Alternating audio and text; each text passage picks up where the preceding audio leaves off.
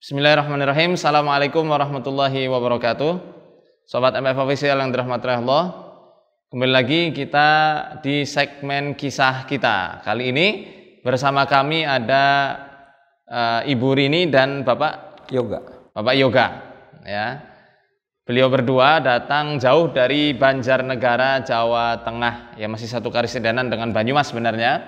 Cuma lumayan, berapa jam perjalanan, Pak? Perjalanannya sejam setengah. Sejam setengah ya. Sejam setengah, alhamdulillah. Ya. Kalau Bapak Yoga ini aslinya dari Bandung. Nah, kalau istrinya Bu Rini dari Banjarnegara. Nah, Bapak Yoga dan juga Bu Rini mempunyai kisah yang insya Allah sangat menarik dan banyak sekali pelajaran yang bisa kita petik dari kisah beliau berdua yang masya Allah luar biasa ini. Ya. Mungkin langsung saja kita dengar kisah dari Bapak Yoga dan juga Ibu Rini. Silahkan Pak, mungkin bisa diceritakan bagaimana pengalaman-pengalaman Bapak ketika meruqyah dan juga bersentuhan dengan dunia jin nih Pak. Karena beliau ini ternyata juga peruqyah juga nih, masya Allah. Ya, kita mau dengarkan dulu.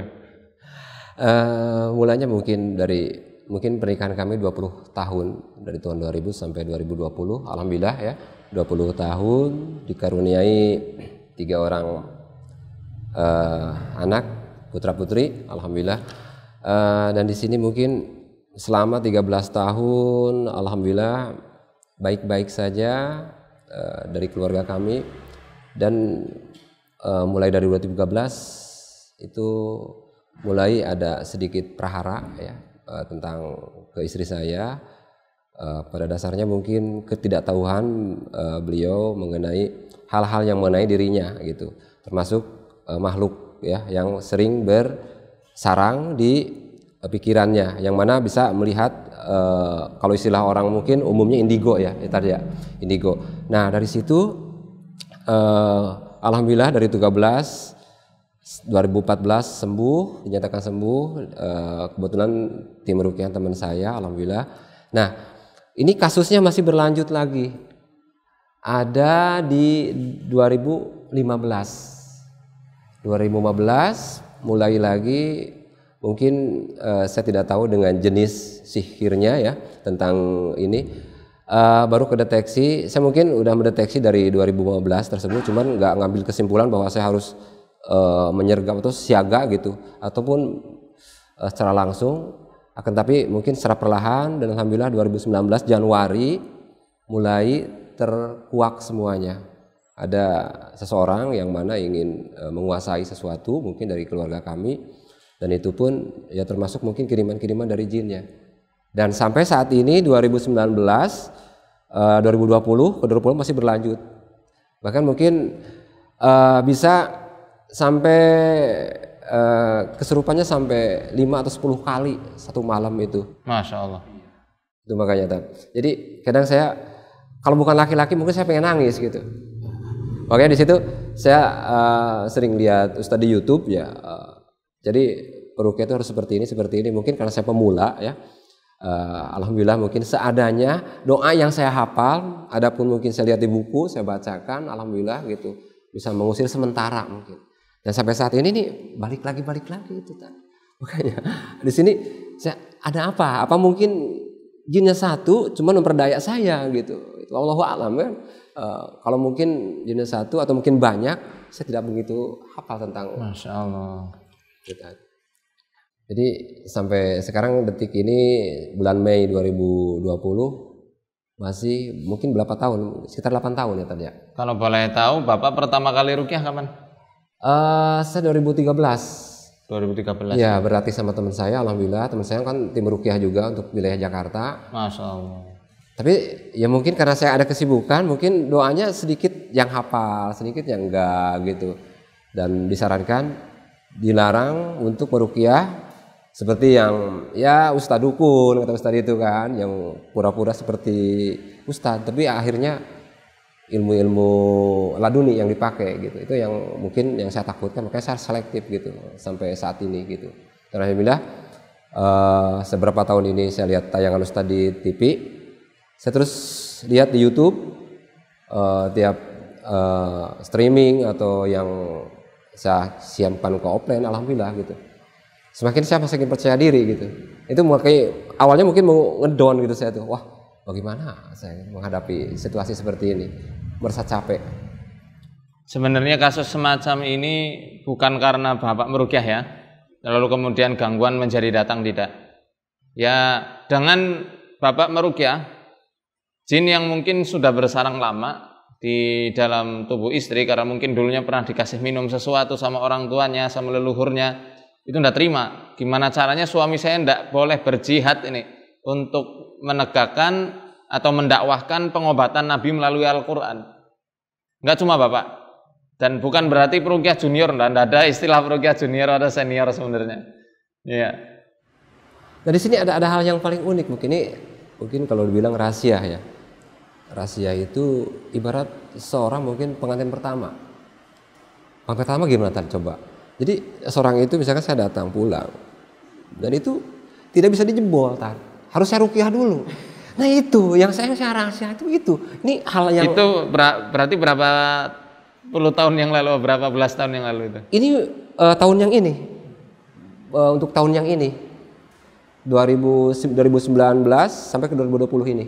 Pengantin pertamanya siapa tadi? Jadi ibarat saya menemukan seorang suami ketemu dengan seorang istri. Jadi pengantin pertama masih virgin gitu, jadi susah ditembus. Oh ini bukan Bapak ya? Bapak saya kalau ketemu ini istri kalau pulang dari Bandung apa yang lain itu seperti itu keadaannya. Oh maaf ya. Iya. Jadi beliau sama istrinya LDR ini. Iya. Bapak tinggal di Bandung untuk kerja, Bu Rini tinggalnya di Banjarnegara. Ya. Jadi kalau pulang ya semacam pengantin baru ya Pak ya. Iya. Masya Allah. Cuman kan di situ saya harus susah payah, harus ruqyah dulu, harus baca doa dulu untuk menembus tabir yang ada di situ. Itu sampai segitunya. Iya. La haula wala quwata illa billah. Masyaallah, saya sampai sepertinya bisa setengah jam, bisa 1 jam saya berdoa dulu. Udah sholat hajat, saya doa baru bisa. Itu saya belum tabir itu belum bisa saya baca, makanya saya coba mungkin ada apa nih di balik semua ini gitu. Sampai suami istri masih susah payah, gimana? Coba.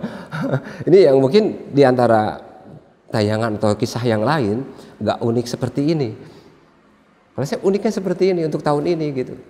Itu unik ya. Gitu. Zolim ini jenengan ya. Dari jam 1 malam, dari maghrib sampai jam 1 lagi taraweh diganggu, lagi sholat pun diganggu, lagi baca Quran diganggu. Dari tadi ini reaksi nih, mau ngetes. Dari malam udah sugesti. Itu dari tangan kita bisa lihat, Ibu ada gangguan sembelit enggak? Sering. Susah buang air besar? Iya betul. Sarangnya itu ada di tulang belakang sama rahim. Dan memang pencernaannya kotor, lemah pencernaannya. Dan akhirnya karena ketidakberesan di organ dalamnya, banyak organ yang lemah, khususnya di pencernaan, setan mengganggu dari kejiwaannya, pola kejiwaannya.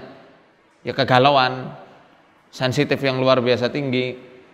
Ya, dan nanti bisa kita lihat lebih dalam lagi lewat mata. Ya, apa yang sebenarnya menjadi pintu permasalahan dari gangguan ini, insya Allah.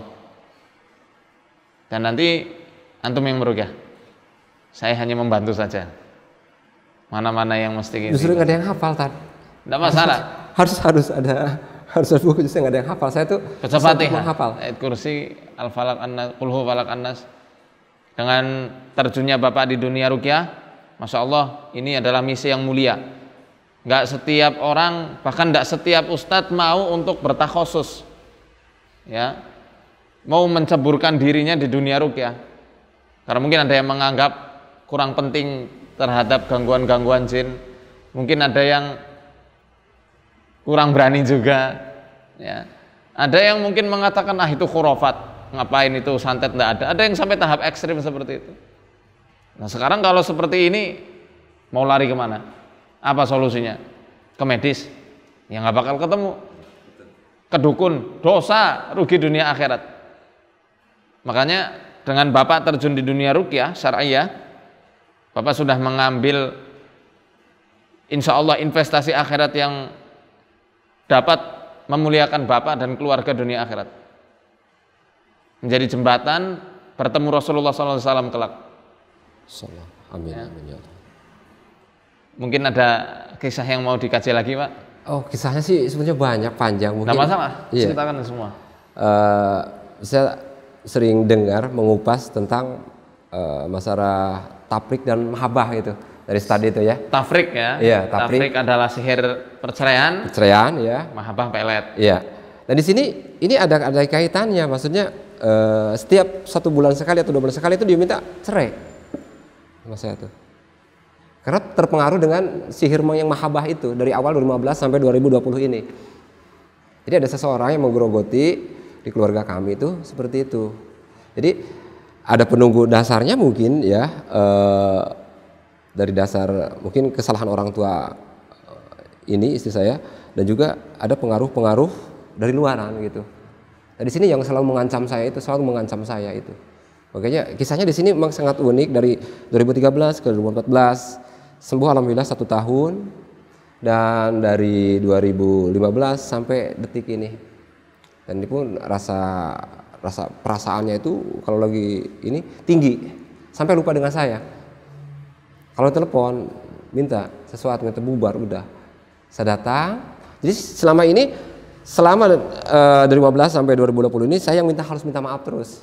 Saya minta maaf, baru saya tidurkan, saya doa ya, alhamdulillah istilahnya bisa kembali lagi, udah gitu selang. Nah ini biasanya kan sebulan tuh 2 kali, kalau ini semalam tuh bisa 10 kali.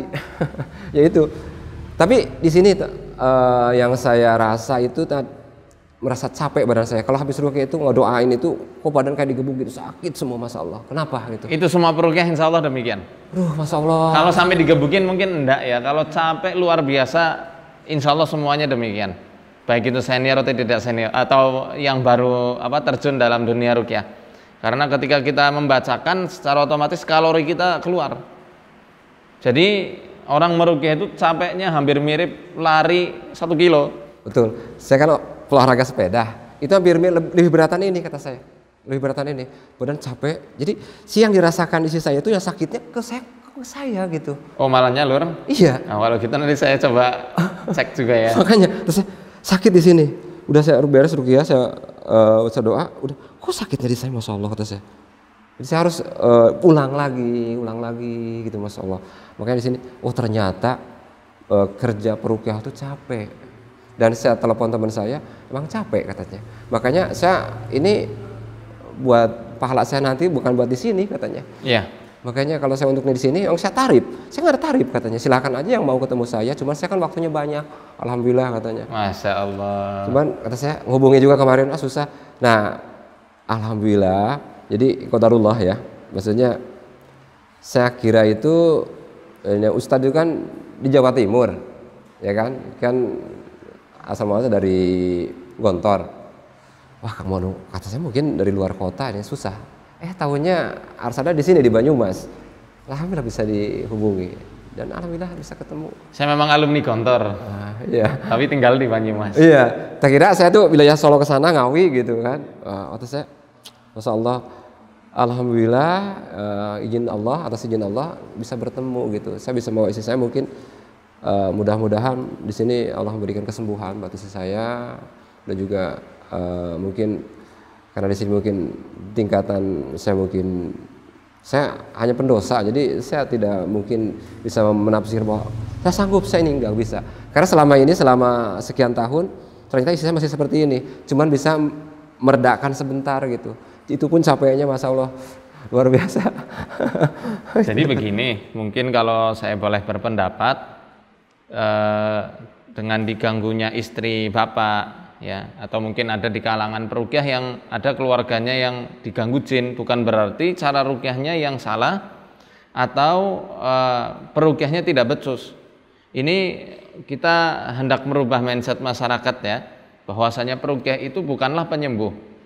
Ya, kami ya, saya maupun Bapak Yoga yang sama-sama terjun dalam bidang ruqyah hanyalah hamba Allah yang fakir, yang sama-sama mengetuk pintu keridhaan Allah yang untuk menyembuhkan saudara-saudari kita yang sedang dalam keadaan kesusahan, baik itu gangguan jin ataupun sihir. Kalaupun ada keluarga kita yang diganggu, ya, kemudian selama bertahun-tahun belum diberikan kesembuhan oleh Allah Ta'ala, yakinlah itu adalah wujud pendidikan Allah secara langsung untuk kita selaku peruqyah. Setelah istri kita sembuh misalnya, keluarga kita sembuh, adik kita sembuh, atau orang tua kita sembuh yang diganggu oleh jin, setelah itu Allah akan berikan bonus yang spesial. Kita diberikan ilmu bermanfaat karena kita tidak hanya meruqyah orang lain saja, kita merasakan gimana jadi keluarga dari orang yang diganggu oleh jin. Kita tahu selama 24 jam bagaimana seluk-beluk jin itu mengganggu manusia. Setelah itu kita akan hafal bagaimana strategi jin itu mengganggu orang lain. Pasti akan Allah angkat derajatnya ketika kita betul-betul sabar dan ikhlas, ya. Jadi bukan karena Bapak newbie, junior atau apalah, enggak. Ini justru tahapan supaya Bapak nanti menjadi peruqyah yang betul-betul profesional dan lebih taat lagi pada Allah dan juga Rasulnya. Nah, hanya saja mungkin yang selama bertahun-tahun ini belum sembuh-sembuh atau belum mereda gangguannya, kita mungkin belum menemukan kira-kira apa yang menjadi sebab atau sumber gangguan itu masih ada, gitu ya. Nah, sebenarnya prinsip dari Al-Quran sederhana. Dalam pengobatan Al-Quran itu ada 3 tahapan atau 3 penyakit dan penyembuhannya. Yang pertama penyakit serta penyembuhan secara spiritual. Mohon maaf sekali, terkadang ada yang sering sekali orang datang ke kita ya Pak ya, pengen diruqyah karena sholatnya malas, memvonis aku kena gangguan jin, aku kena ain, aku kena sihir, bla bla bla bla. Ternyata dia lupa bahwasanya dia masih senang dengerin musik, bahwasanya dia masih senang menonton hal-hal yang kurang pantas, bahwasanya dia masih berkecimpung dalam dunia riba. Nah, dosa-dosa itulah yang menjadikan bibit-bibit kemunafikan itu ada dalam kolbu manusia. Dan Al-Quran telah mensinyalir hal tersebut, bahwasanya para munafik itu, ya, idza qamu ila sholati qamu kusala. Apabila mereka berdiri untuk melaksanakan sholat, mereka berdiri dengan malas-malasan, mudabdabina baina dzalik, karena mereka itu guncang keadaannya, entah Islam entah hendak, ya, diberikan syariat Islam yang benar menolak, disuruh berjilbab, jilbabin hati dulu. Allah wala quwata illa billah. Lalu bagaimana itu mau rajin sholatnya demikian? Itu yang spiritual. Ada yang penyakit psikis, kejiwaan, ya, kejiwaan tentu bisa karena sedih, bisa karena marah, bisa karena galau yang terus-menerus ada, atau trauma yang mendalam, endapan emosi negatif yang beraneka ragam sudah ada dan hinggap di kolbu manusia. Ini juga menjadi hambatan untuk kesembuhan pasien, kesembuhan seseorang, dan setan sangat suka di sini. Nah, yang ketiga adalah penyembuhan serta penyakit secara fisik. Fisik ini baik dari segi fisik kita sendiri, ya, dari internal maupun eksternal, dari pengaruh lingkungan-lingkungan yang ada di sekitar. Itu sangat mempengaruhi. Seperti contoh misal kamarnya dekat dengan pohon besar. Lah kalau malam karbon dioksida masuk terus-menerus. Itu menjadi senang suatu kebahagiaan tersendiri karena menguatkan posisi jin, posisi setan untuk terus-menerus merusak korbannya. Misal, atau dengan tidak menjaga pola makan yang sehat, ya, banyak goreng-gorengan, banyak tepung-tepungan, susah makan buah dan sayur-sayuran misalnya, ya, buah dan sayur-sayuran, tidak seimbang antara makanan yang mempunyai sifat dasar panas dan sifat dasar dingin. Akhirnya terjadilah sembelit, terjadilah penumpukan penyakit. Setan di situ akan berperan. Mana dalilnya bahwasanya setan bisa menggerogoti penyakit manusia. Bisa kita cek dalam surat Shad ayat 41. Yang sudah melewati juz 23 ngajinya akan tahu itu. Wadhkur abdana ayyuba idnada rabbahu anni massaniya syaitanu binusbi wa adab. Dan ingatlah ketika hamba kami Ayyub alaihi salam bermunajat kepada kami, ya Allah, setan ini telah menggerogoti penyakitku, ya, telah menjadikan aku ini payah dan amat sangat pedih karena merasakan penyakit-penyakit ini. Diperparah penyakitnya sama setan, sama iblis. Karena tataran Nabi itu pasti yang goda bukan jin kroco lagi, iblis. Ya. Jadi tiga penyakit, tiga sebab inilah yang nanti akan kita cek dari ibu, ya, istri Bapak Yoga. Nah, semoga Allah berikan jawaban ini. Mungkin kita langsung saja ya. Boleh. Ruqyahnya. Ya. Alladzina yu'minuna bil ghaibi wa yuqimuna as-salata wa mimma razaqnahum yunfiqun. ولبئس ما شروا به أنفسهم لو كانوا يعلمون